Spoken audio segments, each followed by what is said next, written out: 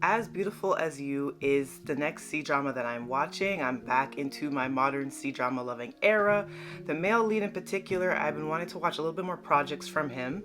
I remember that he was the lead in Falling Into Your Smile, and despite some of the criticism I had for that C-drama, I really loved it, and I think he is a chemistry generator. There's another show of his as well. I think it's called Military Academy that I wanted to check out, but I decided to go with As Beautiful as You first, mainly because it's trending on Viki, and it seems like a lot of C-drama watchers are talking about it, and I want to be on the know. So I did give the first episode a try, and I want to talk to you about my first impressions of this show.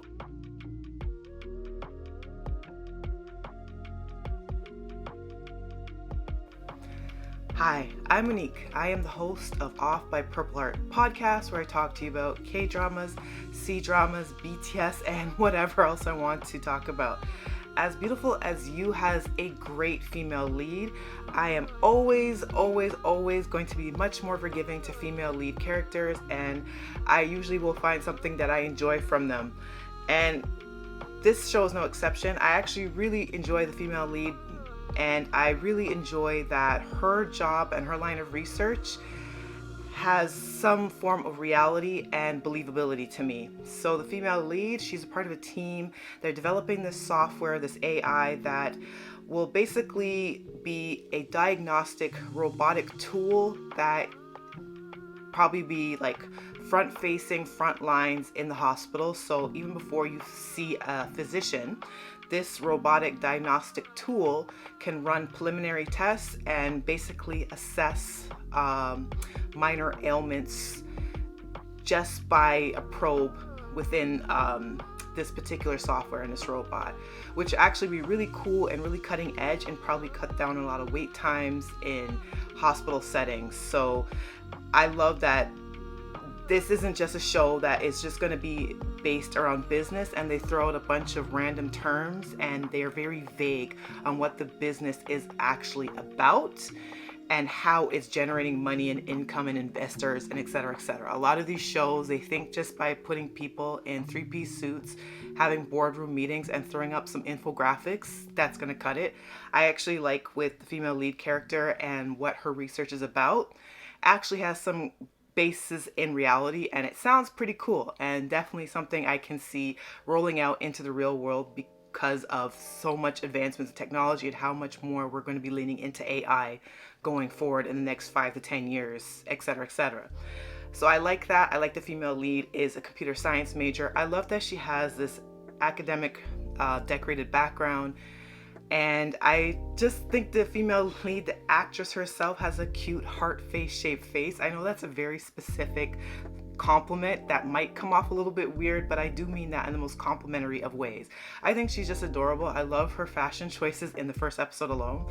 There's an outfit in particular where she was wearing like this really beautiful green that really brought out her skin tone. It just looked nice on her. It was a really fetching green and this really cute asymmetrical skirt. She just looks cute and like business savvy, and I enjoy the potential chemistry between her and the male lead. The male lead, as much as I do like the actor, and as I said in my opening, I enjoyed him in Falling Into Your Smile, even though he was a bit of a jerk face in that show in the beginning, but he was a huge chemistry generator with his female lead in that show, and I sense that he is going to be, again, a chemistry generator in this one. And the fact that the female lead and the male lead have they have history together. They've known each other since, I believe, high school, college at the very least, and there seems to be kind of a secret harboring of a crush on his side, at least. With the female lead, it's a little bit vague, but she definitely remembers who he is. And for whatever reason, I feel like there is going to be a lot of conflict between the two of them going forward and probably a lot of misunderstandings. But I do get the sense that he is a huge simp for her right off the bat. Now, the male lead, he is a CEO type, and I'll be honest, with a lot of the male leads in Chinese dramas, even in C dramas, they typically, the face doesn't match the profile of the CEO. I know the actor portraying this character is in his late 20s. I believe he's 29, but he looks like a baby face. So I always kind of roll my eyes when I'm seeing male lead characters that look 22, 23, playing like these big CEOs that are making all these big decisions, and they're spearheading all these, committees, and they're worth like millions upon millions of dollars. It never really comes across believable to me. But as I said, I like this actor, and I know that he's older. He just happens to have a baby face. So that's just something I have to get over. But I don't get a lot from his personality from the first episode that I watched. He does have that typical cold, stoic demeanor, little smirky here and there. But because the show did give us some flashbacks of the two main lead characters, and he was shown to have like a harboring crush, or at least a deep admiration for the female lead and how she articulates herself. She obviously was very bright, and he obviously admired her intelligence, and this comes into play in present day in the show as well. They kind of have a chance second coming meeting by accident. We see the female lead kind of rushing through the daily traffic on her way to a presentation that she's potentially late for, and she ends up having to get on a bike, and she's like running across the streets and what have you, and mayhem ensues, and then she almost accidentally gets into a major accident with a couple of other cyclists, and the male lead just happens to be in a car that also gets entangled in this accident, and they kind of have their first chance meeting where she doesn't really see him, but he's behind like a shaded glass, and he sees her, and she sees how she kind of de-escalates the situation, and she speaks with such a level-headedness and confidence that you can already see that admiration in the character in present day. But once they actually interact in like a business sense, he's very cold and standoffish towards her, and she's kind of reeling from this when she actually finally gets her first face-to-face meeting with him. She's kind of like, doesn't he remember me from school? Like, why is he kind of acting like that? But she plays it cool. As the episode progresses as well, we kind of meet, I believe, the cousin of the male lead, and I'm not too sure if the show is intentionally putting flirtatious undertone in her scenes, but the cousin, she seems to be very familiar towards the male lead, and she almost seems like she wants to broach a romantic courtship with him, which would be extraordinarily odd if they are in fact related. I hope I'm misinterpreting that, but that's the energy that was giving in the first episode, to be honest.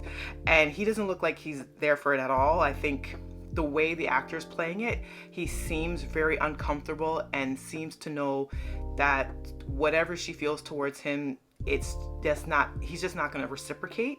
So it's a very weird angle. And this cousin also happens to be the superior of the female lead as well. So she is technically her boss, her supervisor, and is leading this team of experts that are developing this AI technology within this robot, this diagnostic tool.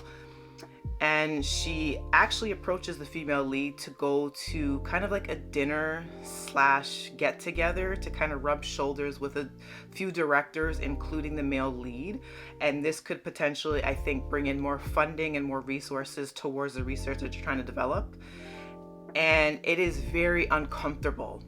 There's like a weird vibe that this character gives off, and I can't tell if she's trying to undercut the female lead and she's going to become more of a problem going forward in the show, but there's just like a really uneasy energy with her and her interactions with the male lead and the female lead. So I'm assuming that she's going to be set up as a major antagonist in the show going forward.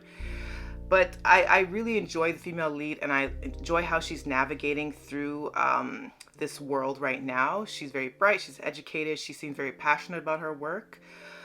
But the actress is really good at the subtleties and displaying when she feels uncomfortable. Like one of the scenes towards the end of the episode, as I said, that her superior, the cousin of the male lead, I assume that I assume that she is a cousin of the male lead. She asks for the female lead to actually come to this meeting and to rub shoulders and to kind of help, use her charm and beauty to soften up one of the directors there that could potentially be a big contributor to this research. And throughout this meeting, you can see the female lead get increasingly uncomfortable when she realizes what her supervisor, her superior really wants her there for. And the male lead is picking up on this. And in a show of actually trying to protect her, he takes the cousin aside and says, "Get her out of here. I want to talk actual business, and there's some private matters that I don't want her to be privy to."